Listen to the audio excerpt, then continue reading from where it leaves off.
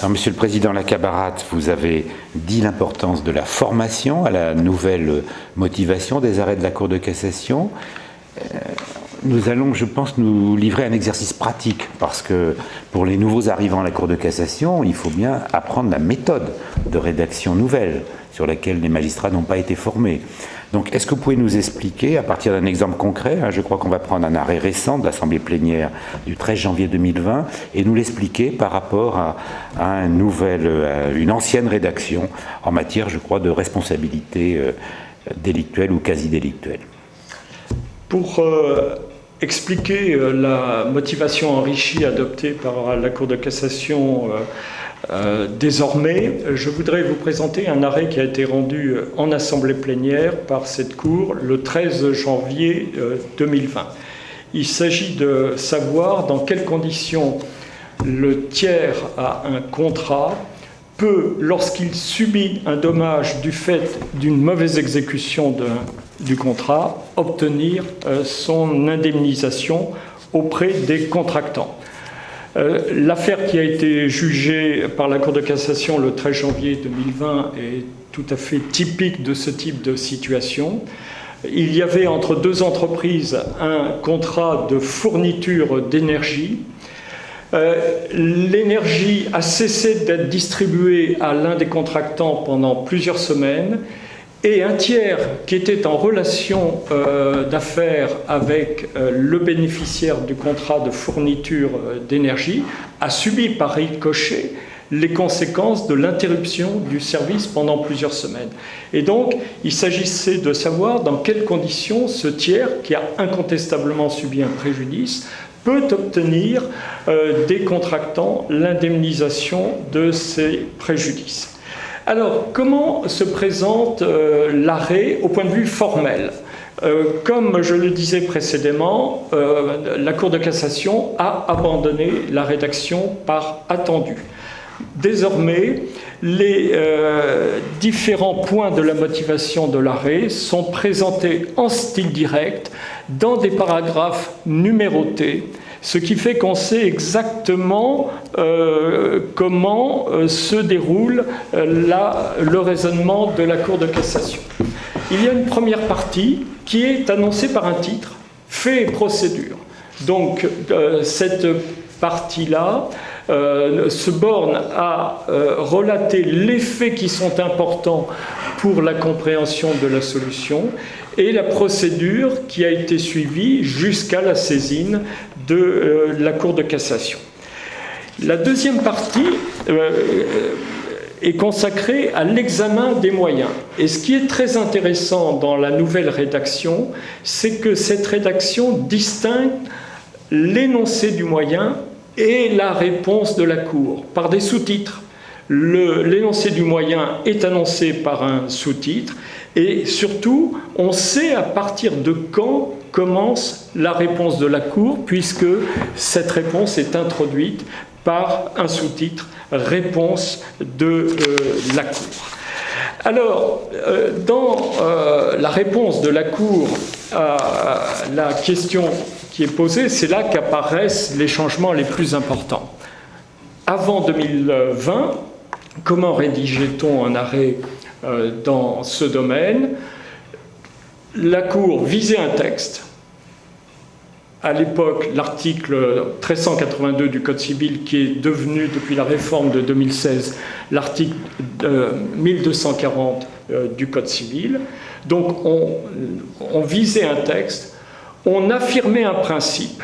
Et le principe qui était affirmé était très net, mais sans explication. Le tiers à un contrat peut invoquer, sur le fondement de la responsabilité délictuelle, un manquement contractuel dès lors que ce manquement lui a causé un dommage. Pourquoi la Cour adoptait-elle ce principe? On ne le savait pas à la lecture des arrêts.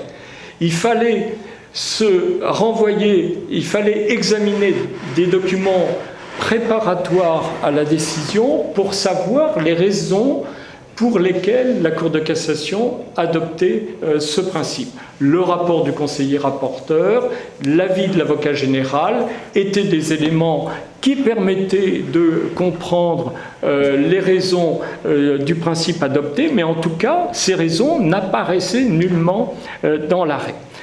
Et là se trouve la grande différence avec ce qui a été fait le 13 janvier 2020. La Cour continue à viser les textes qui sont nécessaires à la compréhension de sa décision. D'abord, c'est une obligation légale. La Cour de cassation doit viser les règles de droit qui justifient sa décision. La Cour continue à viser les textes, ce qui est tout à fait normal. Mais ensuite, nous avons des développements qui sont tout à fait nouveaux. Il y a d'abord dans cette décision un historique de la jurisprudence dans ce domaine. Pourquoi cet historique ? Parce que la jurisprudence a évolué.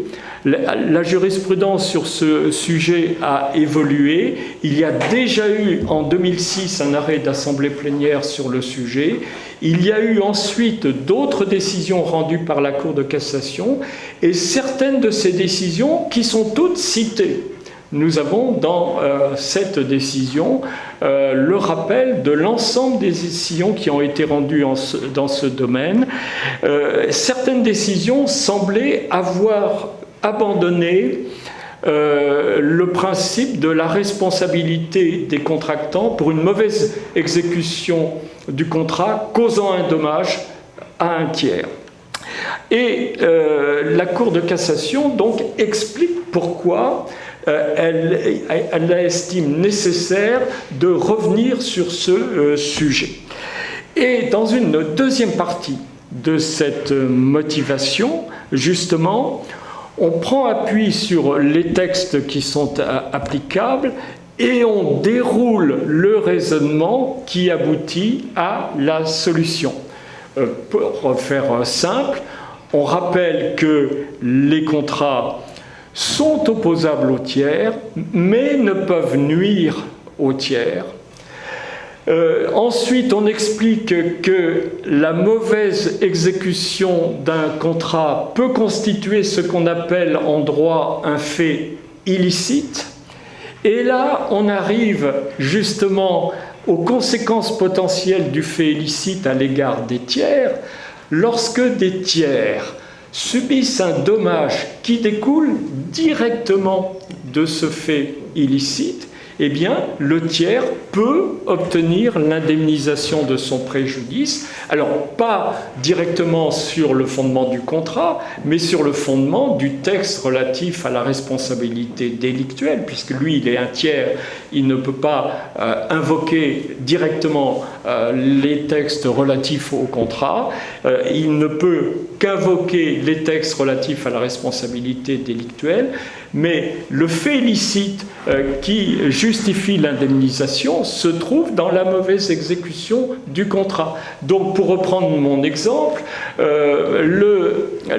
l'entreprise qui a été en relation d'affaires avec une société qui avait un contrat de fourniture d'énergie qui a été interrompu pendant quelques mois. Ça a eu effectivement des répercussions négatives sur l'activité de la société à l'égard de son client. Eh bien, le client a subi un préjudice et dès lors que la source de ce préjudice se trouvait dans un fait illicite qui est caractérisé par l'arrêt du mois de janvier, eh bien, le tiers peut obtenir l'indemnisation de son préjudice. Et nous trouvons dans cet arrêt d'assemblée plénière des formules qu'on n'a pas l'habitude de voir traditionnellement dans les arrêts de la Cour de cassation. Je prends seulement un exemple dans cette rédaction. On affirme, ce qui est un principe de droit, le manquement par un contractant à une obligation contractuelle est de nature à constituer un fait illicite à l'égard d'un tiers au contrat lorsqu'il lui cause un dommage Et le paragraphe suivant est tout à fait inhabituel dans la manière de rédiger les arrêts. Il importe de ne pas entraver l'indemnisation de ce dommage. Et ensuite, la Cour dit, dès lors que le tiers établit un lien de causalité entre le fait illicite constaté et son dommage, il peut obtenir l'indemnisation. Je pense que c'est très intéressant d'avoir cette motivation enrichie parce que on sait bien que, comme je le disais tout à l'heure, il y a un besoin croissant d'explication des décisions de justice. Et j'ajoute d'ailleurs un point que je n'ai pas évoqué, puisque nous sommes dans le cadre des travaux de la JUCAF. Si on veut que les décisions d'une Cour nationale puissent être utilisées, exploitées, citées dans le concert international, il importe que les autres juges comprennent exactement la portée des décisions. Et c'est pour ça que la Cour de cassation savait que, notamment dans l'espace judiciaire européen, les autres cours n'utilisaient pas les arrêts de la Cour de cassation française parce qu'ils étaient trop peu explicites. Et donc, il est important pour l'ensemble de nos partenaires, en particulier ceux de la JUCAF, d'avoir des arrêts qui expliquent très clairement les détails du raisonnement suivi.